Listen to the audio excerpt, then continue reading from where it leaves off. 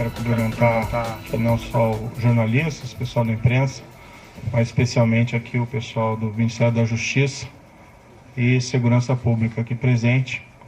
Muitos também gostariam de estar aqui presentes, mas nós buscamos ao máximo evitar aí aglomerações, né? Nem conseguimos totalmente, mas enfim. Primeiro eu queria lamentar a realização dessa... Eu pediria silêncio daí para que pudesse falar sem intervenção. Eu queria lamentar aqui esse evento na data de hoje. Nós estamos passando por uma pandemia, né, do Covid-19. Ontem, uma informação lamentável de 407 óbitos, 3.313 óbitos no total. Então, durante essa pandemia, infelizmente, tendo que realizar esse evento, busquei ao máximo evitar que isso acontecesse, mas foi inevitável. Então, peço a compreensão de todos pela circunstância adversa, mas não foi por minha opção. Antes de entrar no assunto específico, eu queria fazer só algumas reflexões gerais para poder justificar minhas decisões.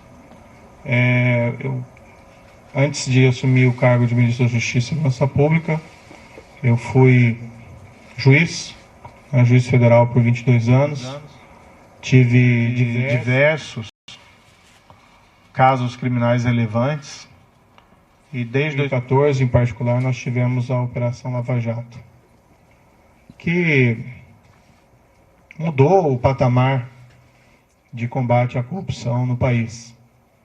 É claro que existe muito ainda a ser feito, mas aquela grande corrupção, que em geral era impune, esse cenário foi modificado. Isso foi um trabalho do Judiciário, do Ministério Público, de outros órgãos, e na parte da investigação, principalmente aí da Polícia Federal.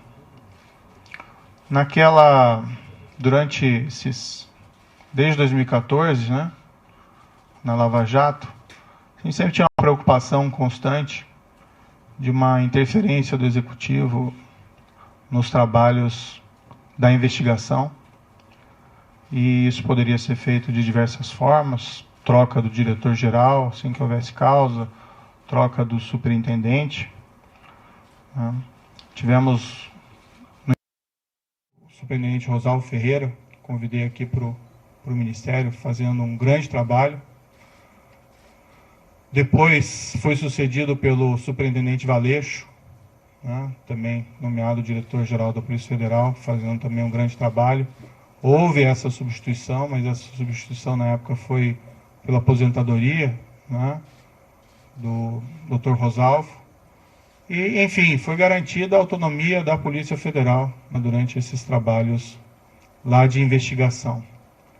É certo que o governo da época tinha inúmeros defeitos, né, aqueles crimes gigantescos de corrupção que aconteceram naquela época, mas foi fundamental a manutenção da autonomia da PF para que fosse possível realizar esse trabalho, seja de bom grado ou seja pela pressão da sociedade. Essa autonomia foi mantida, isso permitiu que os resultados fossem alcançados. Isso é até um ilustrativo, né, da importância de garantir Estado de Direito, Rule of Law, autonomia das instituições de controle e de investigação.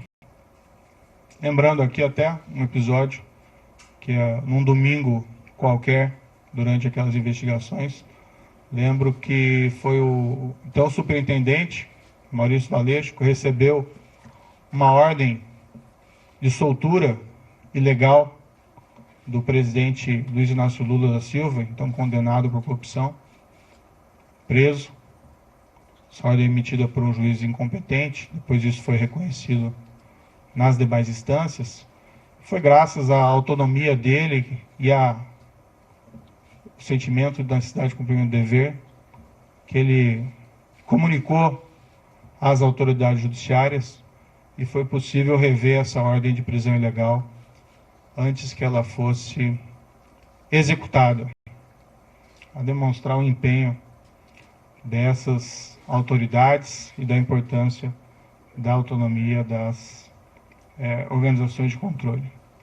Final de 2018, isso é uma história um pouco repetida, eu recebi convite do então eleito presidente da República, Jair Bolsonaro, e isso eu já falei publicamente diversas vezes.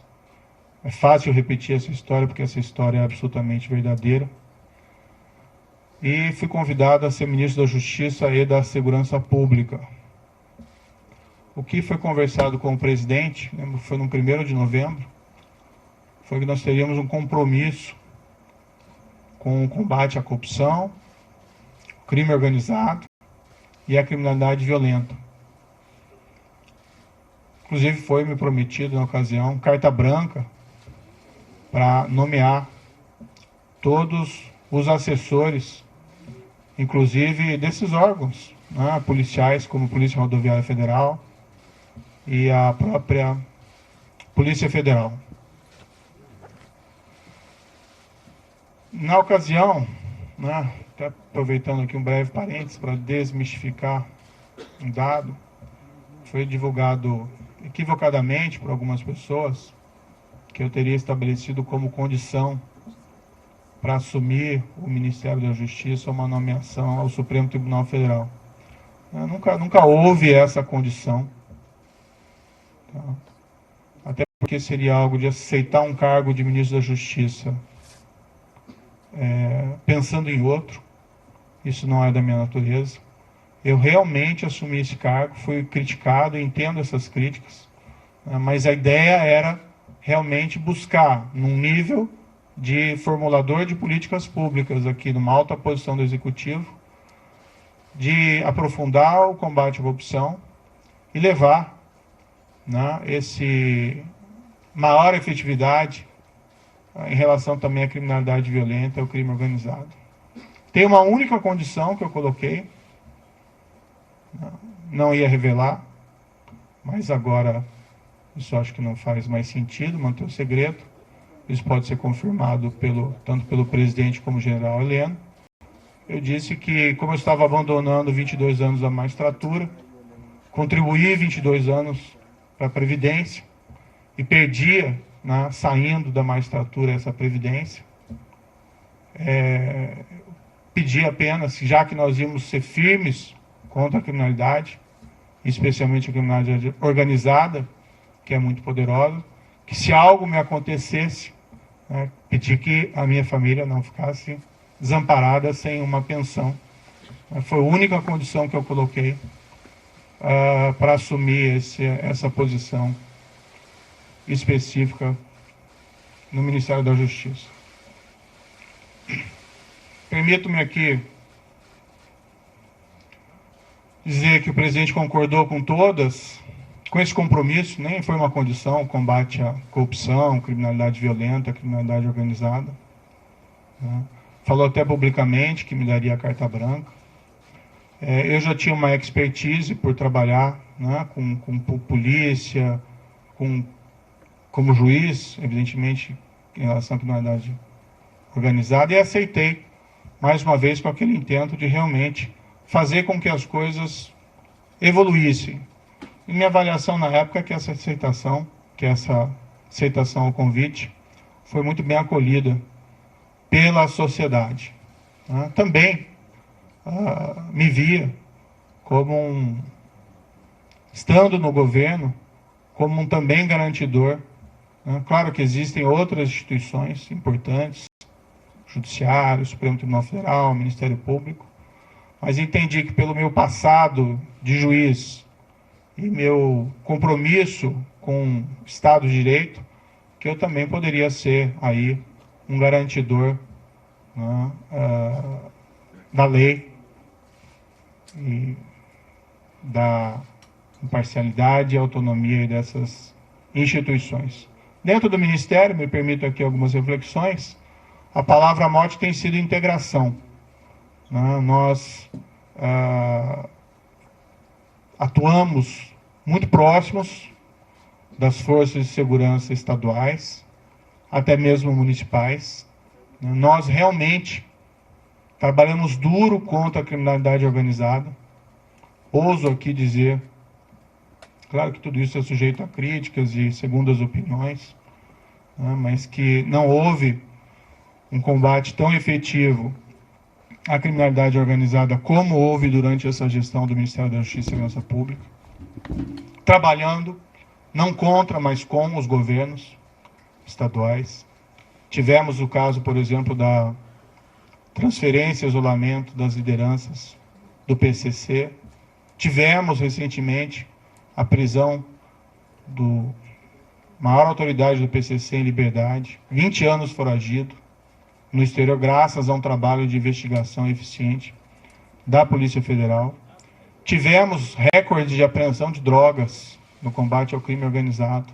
Isso é importante, tirar droga das ruas, cocaína, maconha. Isso feito pela Polícia Federal, isso feito pela Polícia Rodoviária Federal, também um belíssimo trabalho aqui desenvolvido, pela Força Nacional nos locais em que ela atua.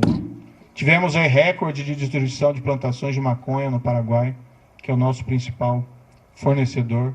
Números expressivos de apreensão de produto do crime, seja de droga, seja de corrupção, principalmente aí no caso pela Polícia Federal. Buscamos fortalecer a Polícia Federal e a Polícia Rodoviária Federal nesse período, com ampliação dos concursos existentes. Empregamos aí maciçamente a Força Nacional em todo o território nacional. A Força Nacional é uma instituição que, a meu ver, deveria ser fortalecida. Nós estamos lá defendendo no Congresso Nacional uma emenda à Constituição para tornar ela uma instituição prevista ali na Constituição, para que nós possamos ter, com o tempo, também um corpo próprio, sem prejuízo dos mobilizados, sem prejuízo dos requisitados do Estado, que nós queremos fortalecê-la. Ela tem sido muito demandada e às vezes nós sentimos que nós não temos aí a perna suficiente. E ela atendeu diversas emergências de segurança pública nesse período, lá no Ceará por mais de uma vez, espalhadas aí em terras indígenas, enfim, no nosso projeto Em Frente Brasil. Nós criamos o CIOP, Secretaria de Operações Integradas, até nessa linha de fortalecer a integração. A CIOP desenvolveu um programa chamado Horus e Vigia, que é talvez um dos primeiros programas realmente efetivos aí para controle de fronteiras no nosso país, e trabalha em conjunto com as forças de segurança estaduais. Investimos em inteligência com os centros de fusão, saímos trabalhando também em outras áreas. Várias outras áreas aqui do Ministério da Justiça também tiveram, a meu ver, um bom ganho de efetividade, área do consumidor, área de imigração,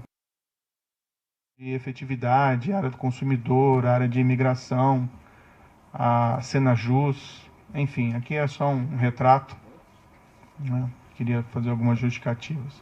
No momento, o Ministério da Justiça está voltado principalmente ao enfrentamento da pandemia. Isso prejudicou um pouco os planos em curso, embora eles continuassem, mas estamos cuidando principalmente de IPI, vacinação, de atenção à segurança, de coordenação, de se preocupar com o Plano Nacional de Saúde. Mas foi proposto que ele fosse colocado no Instituto do Ministério da Justiça, nós nos fortalecemos, depois ele acabou sendo transferido para outros órgãos, até onde teve presente a estrutura fortalecida se manteve, acho que isso é muito positivo. Também é um órgão de inteligência importantíssimo, que nós devíamos inclusive aumentar a sua estrutura e melhorar o seu funcionamento. Tivemos aí o projeto de lei anticrime, que foi a principal mudança legislativa durante o nosso período de gestão. Várias alterações, facilitação também de venda de drogas. O DEPEN fez um trabalho também fantástico aqui no Ministério Público, também a Senad. Desculpe aqui um pouco cansativo todas essas reflexões. O projeto de lei anticrime poderia ter avanços maiores, infelizmente não foi aprovado em sua totalidade, mas ainda assim, na minha avaliação, ele representou um grande avanço. E eu lembro aqui, num dos primeiros projetos que nós fizemos no Ministério da Justiça, logo no início, foi uma campanha motivacional, né, para os servidores. E o tema era faça a coisa certa sempre. Então, esse sempre foi o mote, sempre foi a palavra, frase de ordem do Ministério da Justiça e da Segurança Pública. Faça a coisa certa, não importa as circunstâncias, arque com as consequências, isso faz parte. Acho que com tudo isso, nós conseguimos resultados expressivos, alguns deles eu já mencionei, como as questões de combate ao crime organizado, mas nós tivemos, aqui permito-me dizer, uma redução expressiva da criminalidade, né, em 2019. Tudo bem, já tinha uma queda em 2018, mas em 2019 nós tivemos uma queda em percentuais sem precedentes históricos, né, menos 19% de assassinatos. Outros crimes também caíram percentualmente de maneira até mais significativa. Mais de 10 mil brasileiros deixaram de ser assassinados. Claro, né, é um resultado compartilhado com os estados, com os municípios, onde tem combate à violência, ninguém tem dúvida disso, ninguém quer invocar esse mérito específico de maneira exclusiva, até porque a proposta do Ministério da Justiça sempre foi integração. Não importa o resultado, não quem leva a medalha no final. Mas é muito significativo e muito feliz. Medalha no final. Mas é muito significativo e isso me deixa muito feliz que nesse primeiro ano nós tivemos resultados assim tão positivos.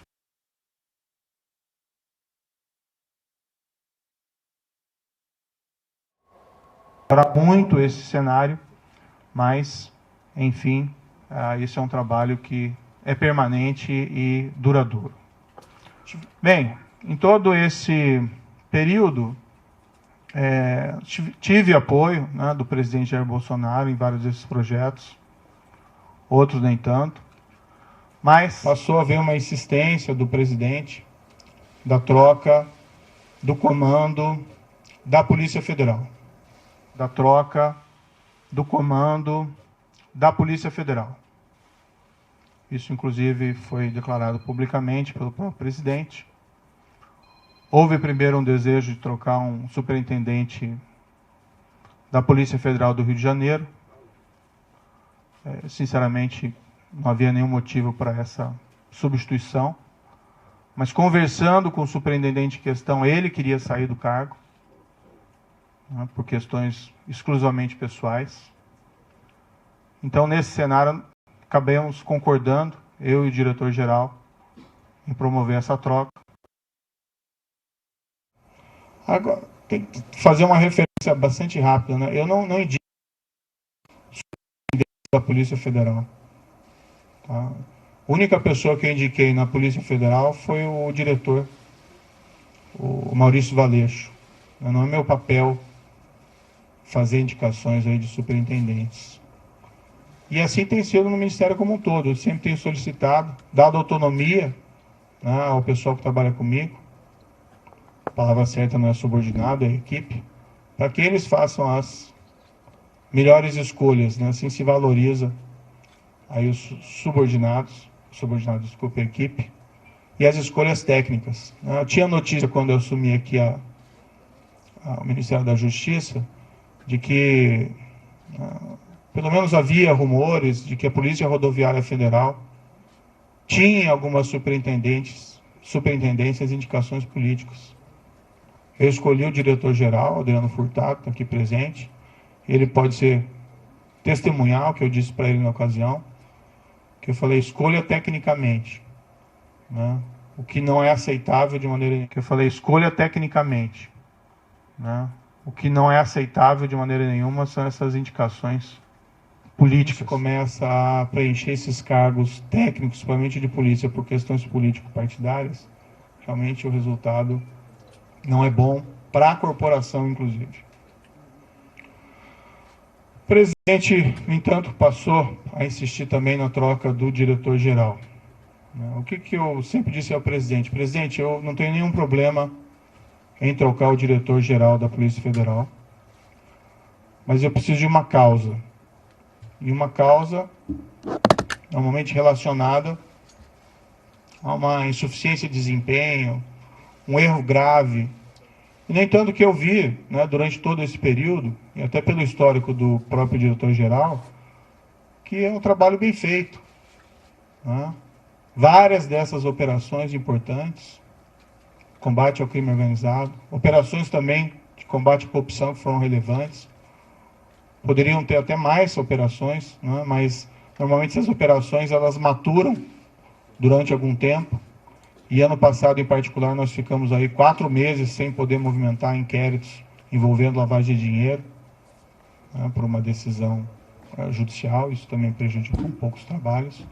Mas o trabalho vinha sendo feito e até a queda dessas estatísticas criminais é um indicador relevante de que o trabalho estava sendo positivo.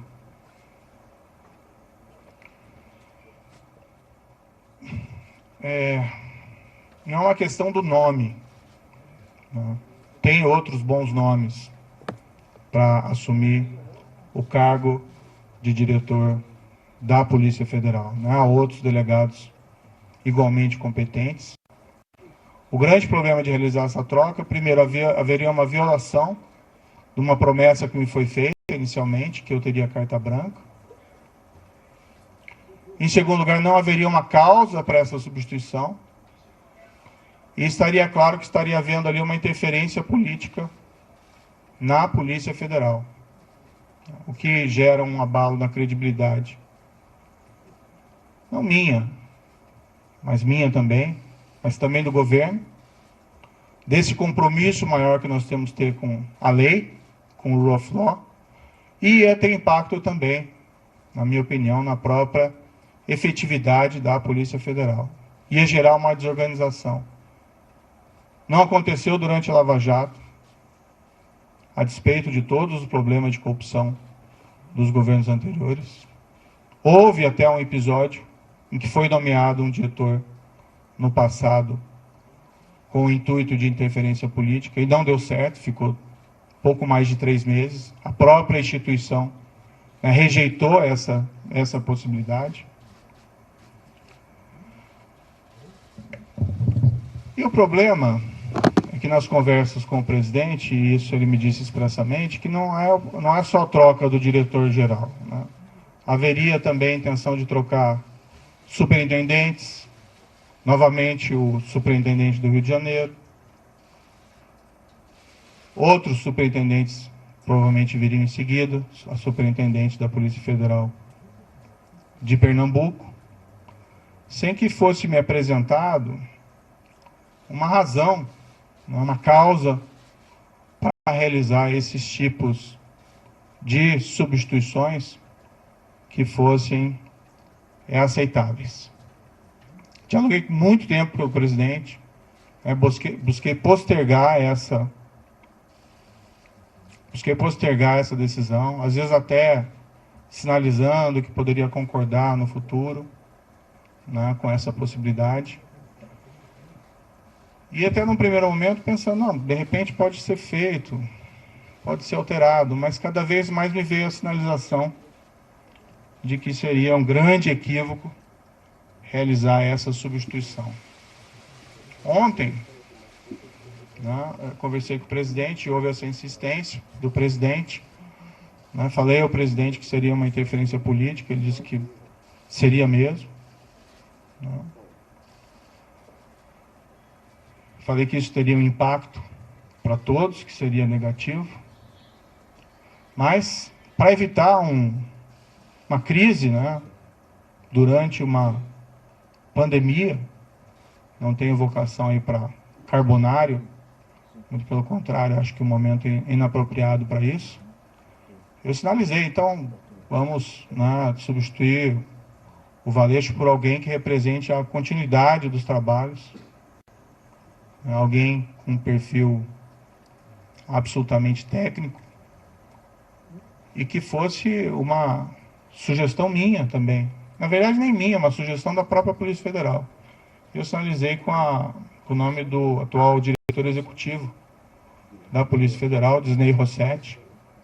Eu nem tenho uma grande familiaridade com Disney Rossetti, mas é uma pessoa de carreira, de confiança, E como eu disse, essas questões não são pessoais, não são preferências pessoais, são questões que têm que ser decididas tecnicamente. Fiz essa sinalização, mas não obtive resposta.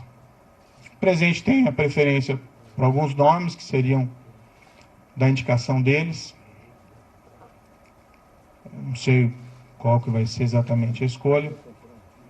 Foi ventilado o nome de um delegado que passou mais tempo no Congresso do que na ativa, na Polícia Federal. Foi indicado, o sugerido nome do atual diretor da BIM, que tem até um bom nome dentro da Polícia Federal. Mas o grande problema é que não são tantos essa questão de quem colocar, o problema é por que trocar. Né? E permitir que seja feita a interferência política no âmbito da Polícia Federal. O presidente me disse mais de uma vez, expressamente, que ele queria ter uma pessoa do contato pessoal dele, que ele pudesse ligar, que ele pudesse colher informações, que ele pudesse colher aí relatórios de inteligência, seja o diretor, seja o superintendente. E realmente não é o papel da Polícia Federal prestar esse tipo de informação. Né? As investigações têm que ser preservadas. Né? Imaginem se durante a própria Lava Jato, né, o ministro, o diretor-geral, o presidente, então presidente Dilma, né, o ex-presidente Luiz ficassem ligando para o superintendente em Curitiba para colher informações sobre as investigações em andamento. Então, a autonomia da Polícia Federal, né, como um respeito aí à autonomia da aplicação da lei, né, seja a quem for, isso é um valor fundamental que nós temos que preservar dentro de um Estado de Direito. O presidente me disse isso expressamente, né, ele pode ou não confirmar essas questões, mas, enfim, é algo que realmente eu não entendi apropriado. Então, o grande problema não é quem entra, mas por que alguém entra. Né? E se esse alguém, sendo da corporação, aceitando substituição do atual diretor-geral, com o impacto que isso vai ter na corporação, não conseguiu dizer não para o presidente, não uma proposta dessa espécie, eu fico na dúvida se vai conseguir dizer não em relação a outros temas. Há uma possibilidade que se afirme que o Maurício Valeixo gostaria de sair, né? Mas isso não é totalmente verdadeiro. O ápice da carreira de qualquer policial federal, delegado da Polícia Federal, é, né, a direção-geral da Polícia Federal. E ele entrou com uma missão. Claro que, depois de tantas, né, pressões para que ele saísse, ele de fato, né, até manifestou a mim, olha, talvez seja melhor eu sair para diminuir essa cisma, e nós conseguimos realizar uma substituição aqui adequada.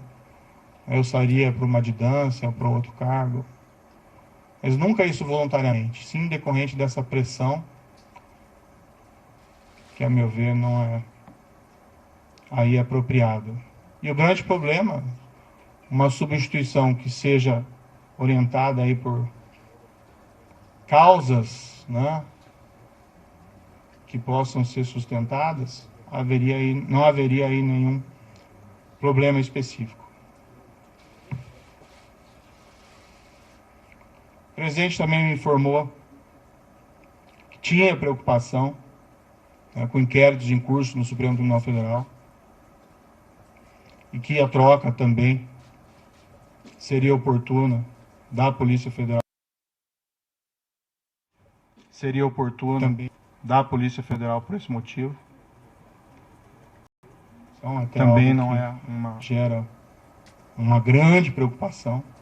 até algo que gera uma grande preocupação.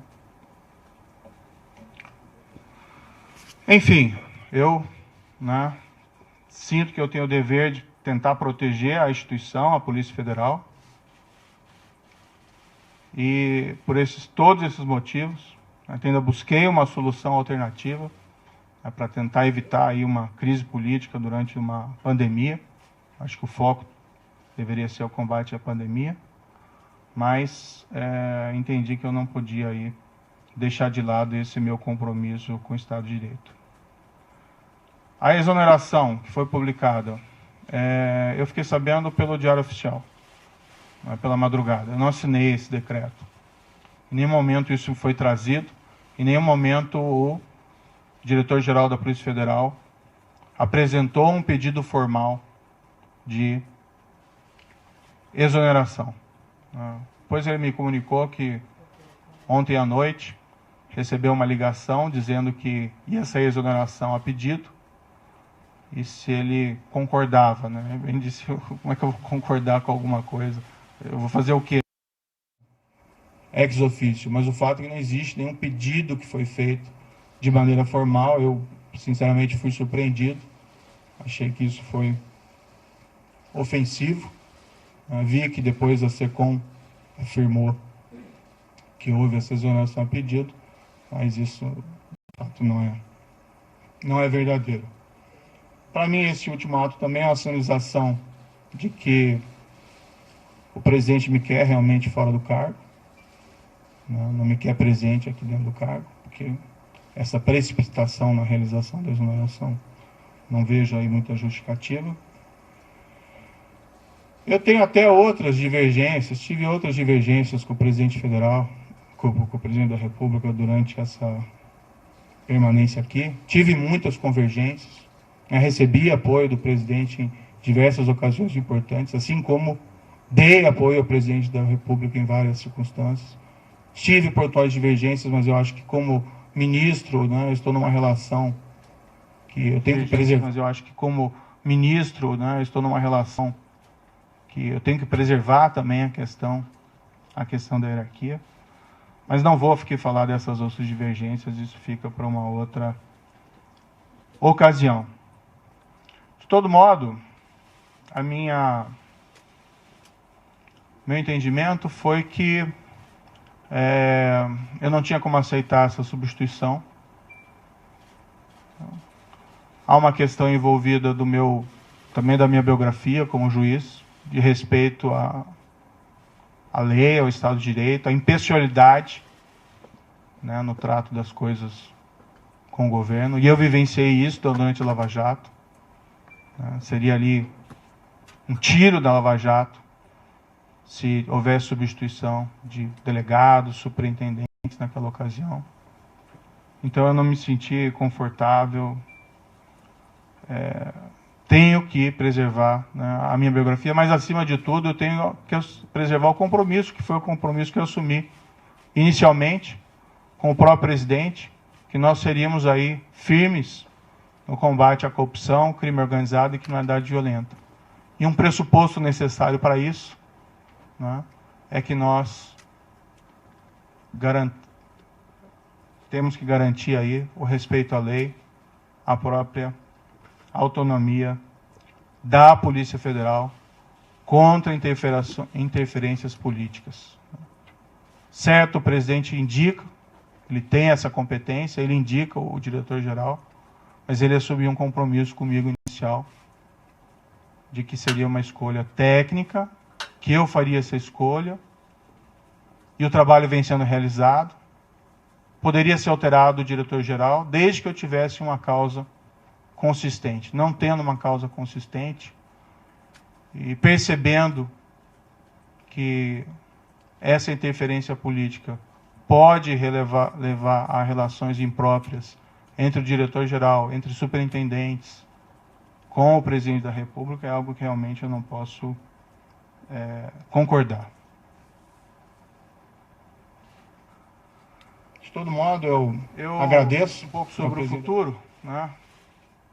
De todo modo, eu agradeço ao presidente da República a nomeação que me foi feita. lá atrás. Acho que nós tínhamos um compromisso e eu fui fiel a esse compromisso. Né? Acho que estou sendo fiel a esse compromisso no momento em que eu me encontro aqui dentro do Ministério da Justiça. No futuro, né, eu vou começar a empacotar minhas coisas e vou providenciar aqui o meu encaminhamento da minha carta de demissão. Né? Eu, infelizmente, não tenho como persistir com o compromisso que assumi sem que eu tenha condições de trabalho, sem que eu tenha condições de preservar a autonomia da Polícia Federal para realizar os seus trabalhos, ou essa política na Polícia Federal, cujos resultados são imprevisíveis. Espero que, independente da minha saída, seja feita a escolha de ou até, né, quem sabe, a própria manutenção do diretor-geral atual, já que o pedido de exoneração não existe, mas não havendo essa possibilidade, que seja feita uma escolha técnica, sem preferências pessoais, né, que também a instituição dá para se confiar na Polícia Federal, né? A Polícia Federal tem um histórico, ela vai também resistir a qualquer espécie de interferência política, tenho crença nisso, e que seja indicado alguém que possa realizar um trabalho autônomo, independente, alguém que não concorde, né, em trocar superintendentes ou delegados por motivos não justificados. O meu futuro pessoal, após isso, né, eu abandonei esses 22 anos de magistratura, infelizmente é um caminho sem volta, né, mas quando eu assumi, eu sabia dos riscos, vou descansar um pouco, né. Nesses 22 anos foram muito trabalho, em especial durante todo esse período da Lava Jato, praticamente não tive descanso, e nem durante o exercício do cargo de ministro da Justiça e Segurança Pública. Vou procurar, né, mais adiante um emprego, não enriqueci, né, no serviço público, nem como magistrado, nem como ministro. E quero dizer que, independentemente de onde eu esteja, eu sempre vou Hoje em dia fica por aqui, você continua com a coletiva de Sérgio Moro a partir de agora no Jornal da Record. Quer que seja, se eu puder ajudar nesse período da pandemia com outras atitudes. Ô Boss, fala comigo. Mas, enfim, sempre respeitando o mandamento do Ministério da Justiça e Segurança Pública nessa gestão, que é fazer a coisa certa sempre. Muito obrigado.